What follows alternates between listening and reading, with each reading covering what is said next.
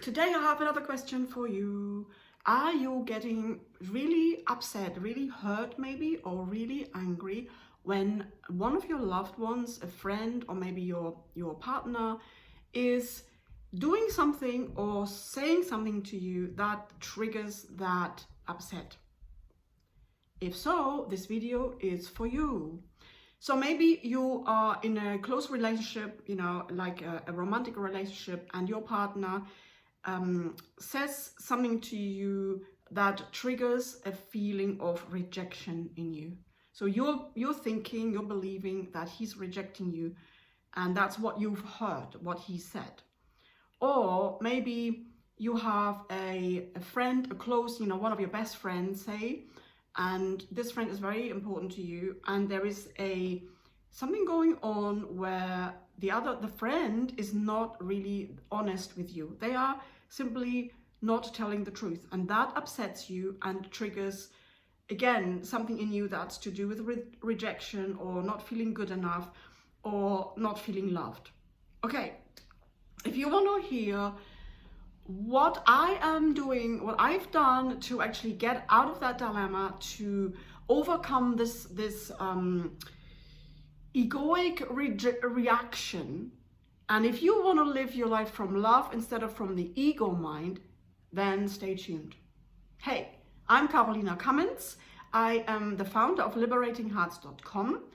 I am the energy healer and a spiritual mentor or teacher who is here to assist empathic female self-empowerment enthusiasts who really are dedicated to find their own love within themselves, and so that they can live from love and they can create soulful, meaningful, fulfilling relationships with anybody in their lives. And I'm here to help you to achieve that if you want the help. Okay, so today in this video I'm going to show you how you can achieve self-empowerment in this little scenario that happens to all of us, has happened many times, and it's really important to understand what you can do and how you can help yourself when you get triggered and upset, and when you react to something a friend, a loved one has said or done. So I want to describe a little scenario for you. So, it's always best to go by an example. So imagine, you have a very close friend, or it might be your beloved, your partner in life, and they are they're not being totally honest. Actually, I'm going to go with a friend, and so I call the friend Alan, and you are called Lisa. And this is something I've observed in my life, and now what happens is Alan and Lisa have been good friends, and they feel there's a strong connection with them on a soul level, and they've gone through a lot of stuff, and they stuck together, and they want to keep this relationship. Both of them do. And now what happens is that Lisa has found out that her friend Alan is not telling his new girlfriend about her. And so every time she calls, he doesn't pick up when she's around, for instance. So that's how she found out. And she is now feeling rejected. And, she feels he's not actually giving her love anymore. It's if she doesn't exist now. And when his new girlfriend isn't around, then everything is as it was. But it's always when the girlfriend is around, things change. And she's not happy with that. And very rightfully, she's telling him that she isn't happy, that he's not honoring her, that she's not included now, and that's not really a loving relationship, and she doesn't agree with it. And that then triggers a button in him, because he feels there is a fear coming up, and if he was telling the truth, then he fears that his new girlfriend will become jealous and will leave him. So there's a dilemma for him, a really big dilemma. And basically, life is now showing him, where do you want to live from, fear or love? And now, in his situation, he really has to make a decision to honor his long-term close friend. Or they keep up with the relationship of, okay, I forgive you, it's all right. I forgive you, I just close my eyes that you've done this. And then he doesn't have to change, and they keep on doing the same thing, and they're not actually jumping over the fear hurdle. Also, actually, what's happened for her, because it's always, if there is a codependency going on, which means both sides need the other to fill a hole within themselves. And so Lisa is filling the hole of being alone for Alan, and Alan is filling a hole of being loved. You know, she often feels that she's not loved, and by having him in her life, she gets the reassurance that she is loved. And even though he is not honest and not truthful, she still forgives him again and again and keeps up with the relationship. Now, this is fine and it's okay, because you can choose to work with that, and you give your friend space and another chance to learn and to overcome the fear again and again. And it is really, really important that you honor yourself. So, because Lisa is actually feeling upset, and she told him that she will not contact him now for a while because he has not honored her. And that is going with the truth, because she is realizing he is not honest. And if you're not honest, you are not going with the truth, right? And she also told him that he's hurting her by not mentioning her, by not speaking about her. She feels rejected. That is now coming from a trigger, from an egoic, unresolved trigger. You know, the actual belief that I am not loved, I am not important, I am rejected. But that is a belief that is ultimately not true. It's only true in the ego realm.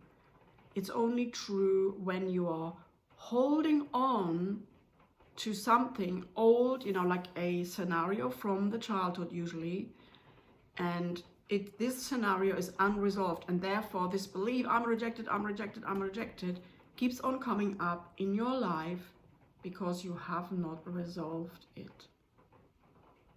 So I want to help you now to unravel this scenario, because I'm sure you can identify with it, and you've had similar scenarios happening.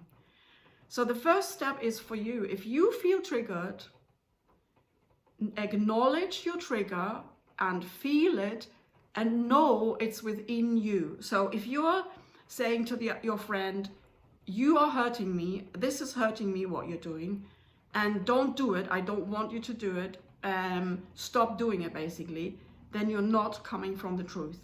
You're coming from a wrong belief, a false belief, an untrue belief that says, I am rejected. But the true self, the true divine being that you are, the love, the peace, and the joy that you are, would never feel rejected.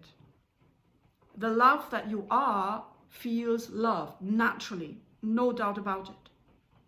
So it's only the ego self that can feel rejected. So instead of telling your friend, don't do that, and like becoming, you know, something that someone who demands a different behavior, who wants to change the outside, that's never going to give you a solution. That's going into a dead end, going around in circle, telling others what to do, and you will have the same scenario again, because you have not resolved the belief that says, I am not important, or I am always rejected.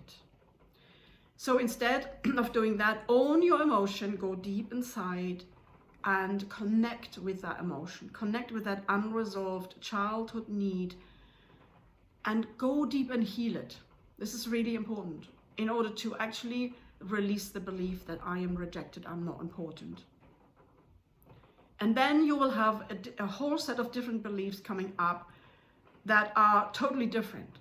And you will not attract people into your life anymore that will treat you like this, you know, like you're not important. And that will maybe deny you, that will maybe not honor you.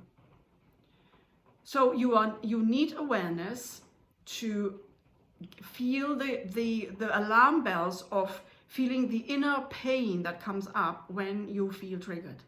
It's always a tumultuous pain. It's like, oh God, I really can't stand this. This is really painful. Stop doing that. And that's why you go out and tell your friend to stop doing it, because you are in pain.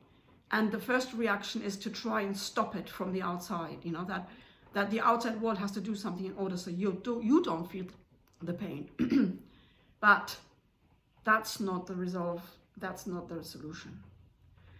You need to go inside. So, but become more aware of what's going on. Feel the alarm bell, the tumultuous emotion, and then own your emotion and go inside and heal it. That's the path to go on.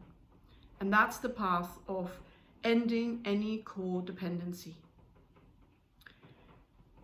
And, you know, this goes for both people in this scenario. You know, Alan needs to look at his fear and actually really meet up with the fear, instead of finding the solution on the outside by having another girlfriend, by hanging out with his friend, you know, maybe chatting with people online, maybe having long conversations to anybody, so he's not on his own. And so instead of avoiding the pain, the big fear, which is only getting bigger each time you are avoiding it, the solution can only be to be present with the fear. So it's awareness. Your awareness is needed. Your presence is needed. And then your responsibility for what's going on within you, owning the emotion, is needed. These are very empowering steps that we need to practice and become more and more aware of every time it happens a little bit more. It doesn't go away by just doing it once. This is the hardest stretch of becoming self-empowered, and we need to stick it. We need to become really dedicated to love. I want to love myself. I want to be the love that I truly am, you know, the energy of love, the self that I truly am, the natural true being that I am, the natural divine being that I am. That is connected to infinite love. That's who I choose to be. And if I choose that every time again when something triggering comes along, then eventually I will win. But I need to do this process a few times, again and again, and stick with it. And then I will win. This is how I empowered myself. I was very, very, very needy for love. And I felt very alone and very unworthy because of that. And I had 0 fulfilling relationships because of that. And it's taken me a long time because I had to figure it all out by myself. I had one bonus that I was always reminding myself, or I was always actually remembering, that I am love. Because the pain was too strong and I couldn't stand that frequency. And then I remembered, oh, but I am love. And as soon as I remembered that, I was out of that pain, I was back with love. And that I did that again and again and again for 3 years. And it would get better, it would get better, I would not get triggered anymore. I would immediately realize when it happens, and eventually I would actually not get triggered anymore. And now I have very little, anything, I don't even know right now if there's anything that triggers me. And that is freedom. That is emotional freedom. And that's also helping me to love myself as I am now. I don't have the beliefs anymore that says, oh, nobody wants me, I'm not wanted, I have nothing to give, I have no value whatsoever, and I'm just like a useless person who's got nothing to give. All of that is no longer present, and I am now here to help you to get to that stage and to empower yourself by not giving any focus or attention or energy to anything that isn't true, like, the untrue beliefs. Okay, let me know if this helped you by giving me a like. If you want to hear more about how to really live your life from love, subscribe to my channel and check out the links underneath this video to connect with me more and to sign up for my freebie that is really helping you, which is a heart alignment meditation that's really, really helping you to come back to your heart now, especially when you're feeling triggered or in fear. It's the first remedy to come back to your own love now. I look forward to being with you again. Until next time, take care and much love.